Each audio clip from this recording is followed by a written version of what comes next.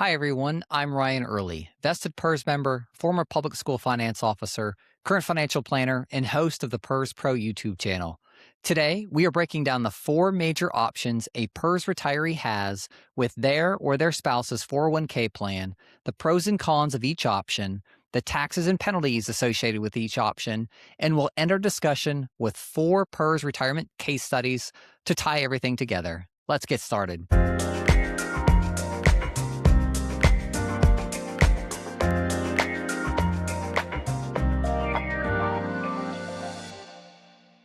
The choice of what to do with a 401k plan balance impacts a large portion of the Mississippi public employees retirement system population.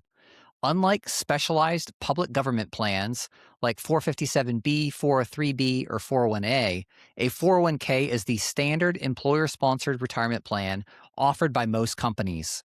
Chances are either you or your spouse has a 401k account with money in it at retirement. The following table outlines my estimates for Mississippi PERS households based on publicly available PERS, U.S. Census, and 401k custodian data.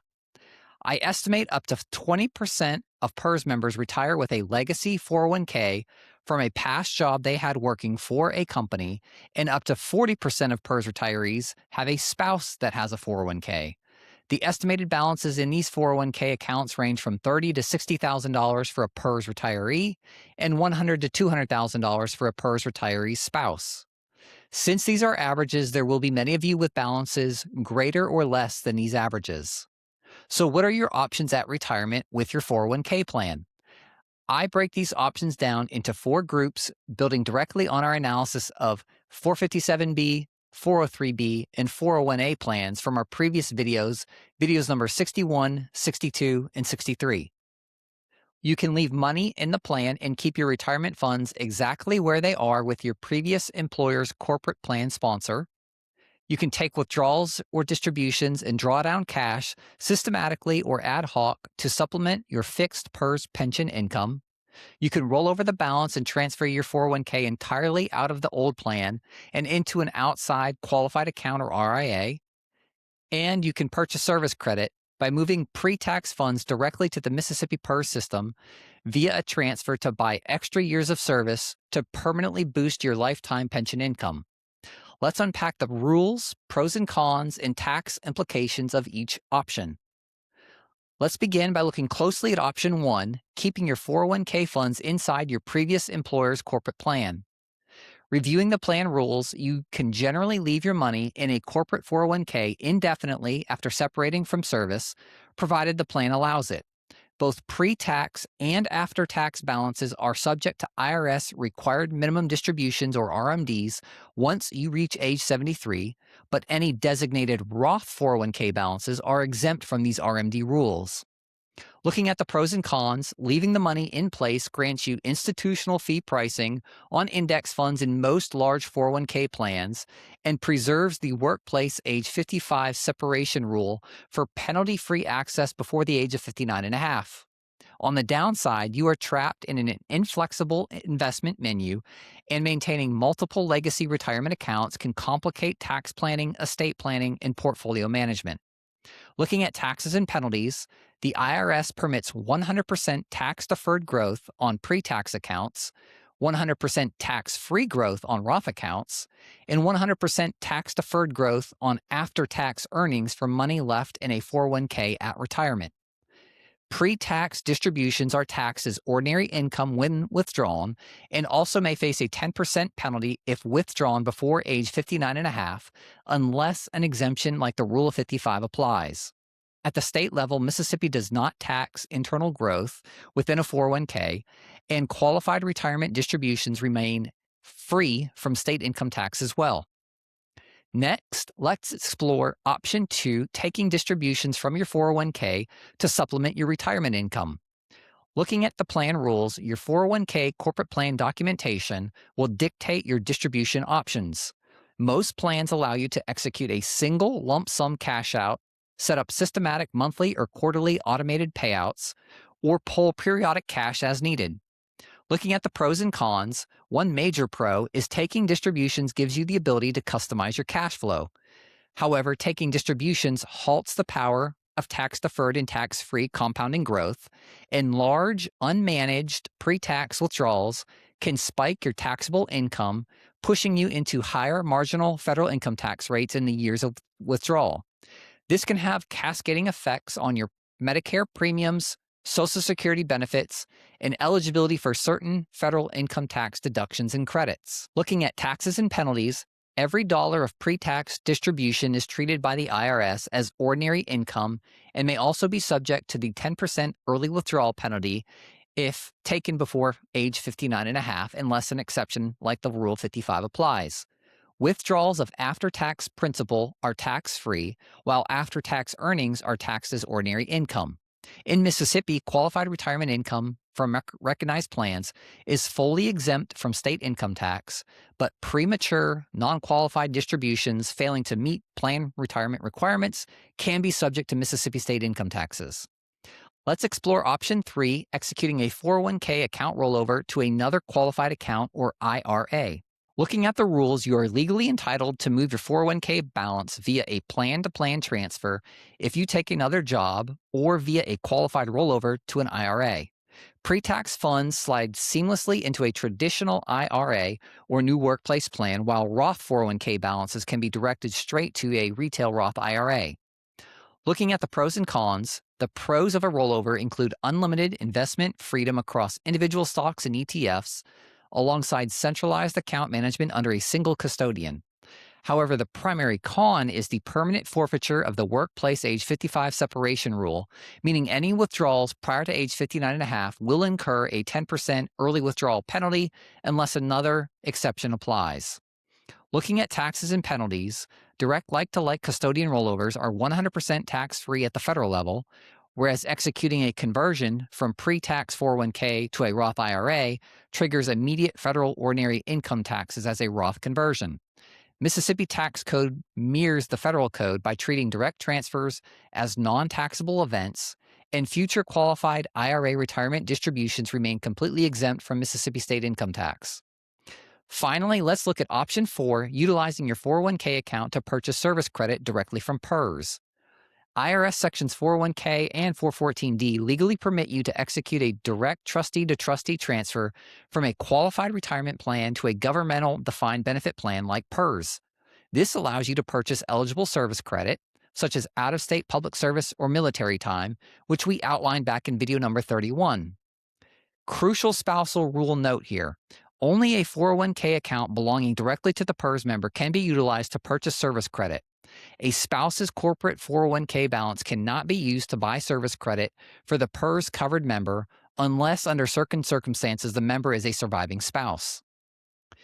Looking at the pros and cons, the pros of purchasing service credit include increasing your lifetime guaranteed inflation-protected pension and triggering COLA sooner. However, the primary con is that the funds used to buy the service credit can never be accessed again if you are ever short on cash. Looking at taxes and penalties, at the federal level, a direct trustee-to-trustee transfer of pre-tax 401k dollars to PERS is a 100% tax-free event that completely waives early withdrawal penalties, though Roth and after-tax balances generally cannot be transferred to PERS. When you begin receiving the increased pension income, that increased income will be subject to ordinary federal income taxes, just as any other PERS pension income. At the state level, the initial service credit purchase transaction triggers 0 Mississippi income taxes or penalties, and the permanently elevated lifetime pension payments remain 100% exempt from Mississippi state income tax. To tie everything together, let's look at our first retirement case study to see how these rules apply to a PERS retiree with a legacy 401k returning to PERS agency on a part-time basis.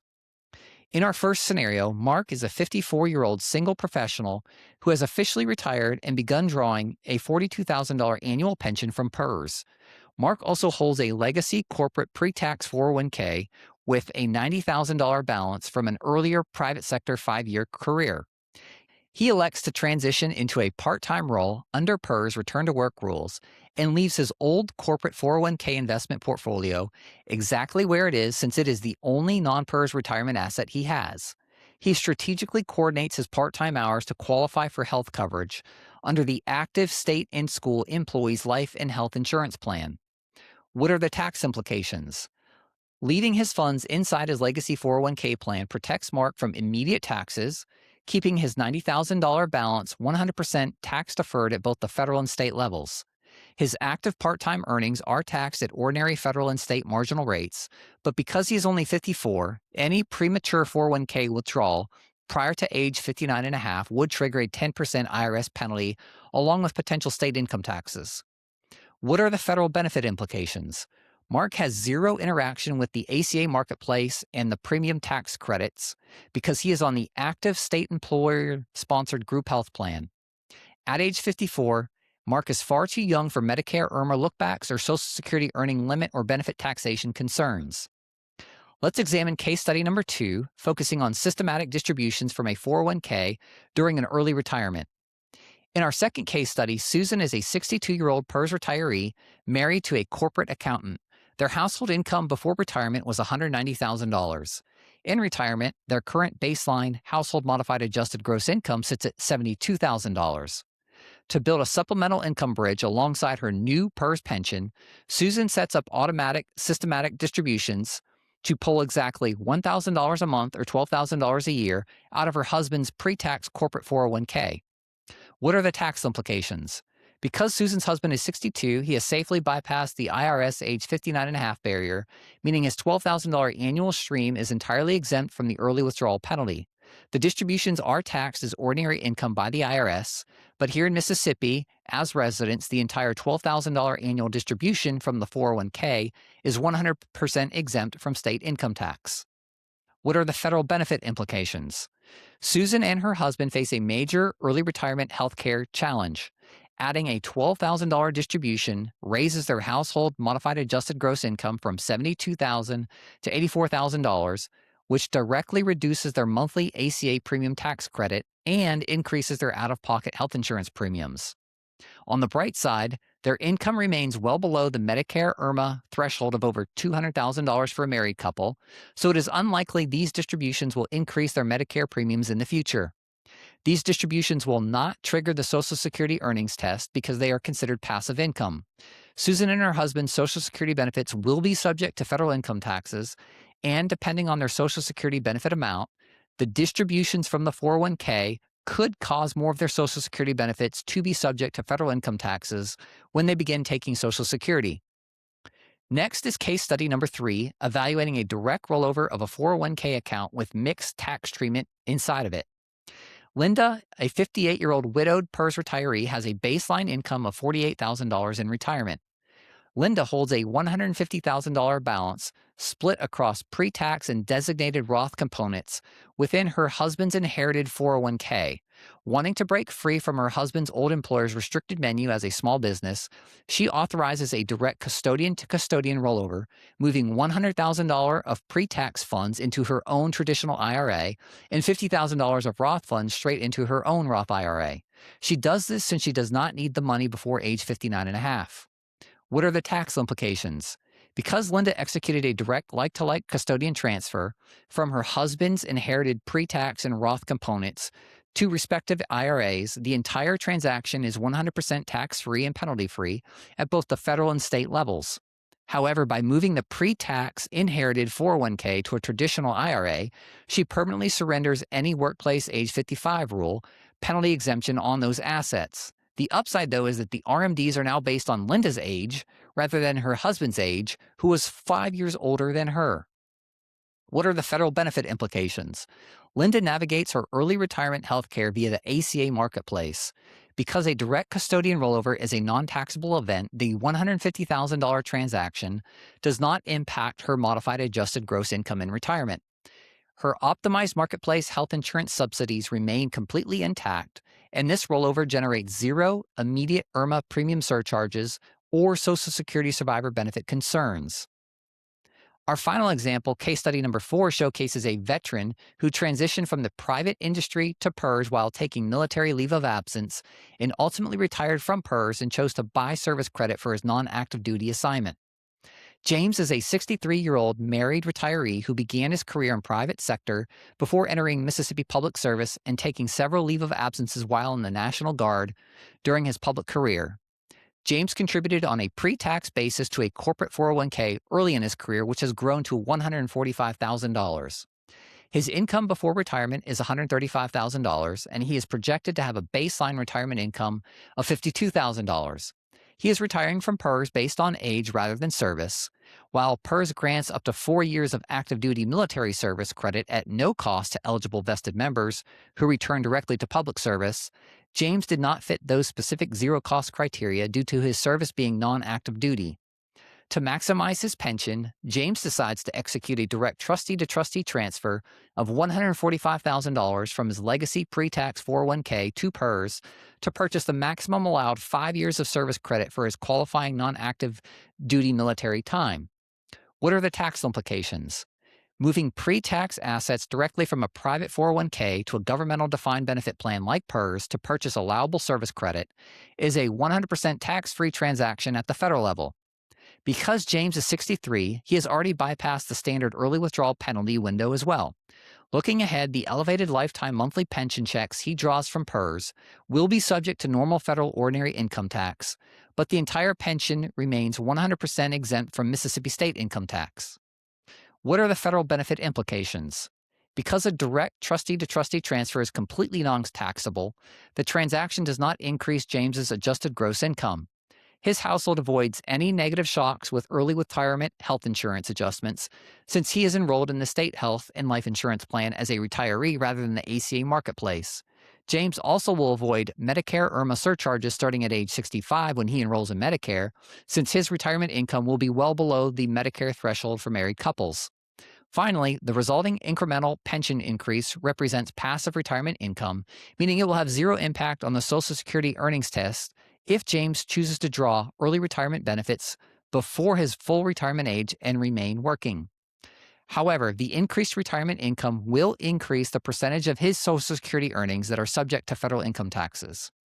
If you or your spouse have a 401k account balance from a prior corporate employer, here are your action items for today. 1. Log into your accounts. Go to your specific corporate participant portals and verify your exact current balances across pre-tax, after-tax, and designated Roth accounts. 2. Request the summary plan document. Contact your corporate plan record keeper and request the official plan rules detailing your distribution options, fees, and whether they recognize the age 55 separation rule allowing distributions to begin before age 59 and a half. 3. Audit your eligible service credits. Work directly with a Mississippi PERS benefit analyst to get an official cost calculation for any out-of-state service or military buybacks you are eligible to buy. I hope this video helps PERS members confidently navigate their choices regarding their or their spouse's corporate 401k plans as they approach retirement. In our next video, we will continue down this supplemental retirement path and answer a closely related question: what should a PERS retiree do with their traditional IRA? Please make sure you subscribe so you don't miss this and other videos in our new retirement series. If you found this video helpful, you can thank me by hitting the thumbs up button and sharing it with other PERS members. If you have a follow-up question about PERS or anything else related to personal finance, please visit our website at perspro.ms, click YouTube, and submit your question or topic for a future episode.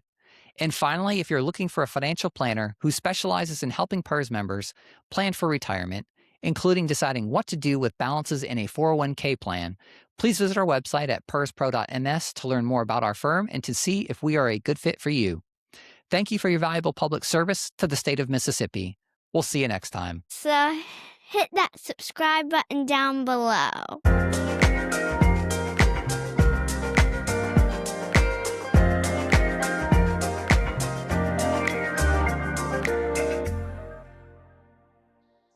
Disclaimer: this video is for educational and informational purposes only. Neither the host nor this YouTube channel are officially affiliated with, endorsed by, or sponsored by the Public Employees Retirement System in Mississippi. Always consult a qualified professional for personal advice specific to your situation.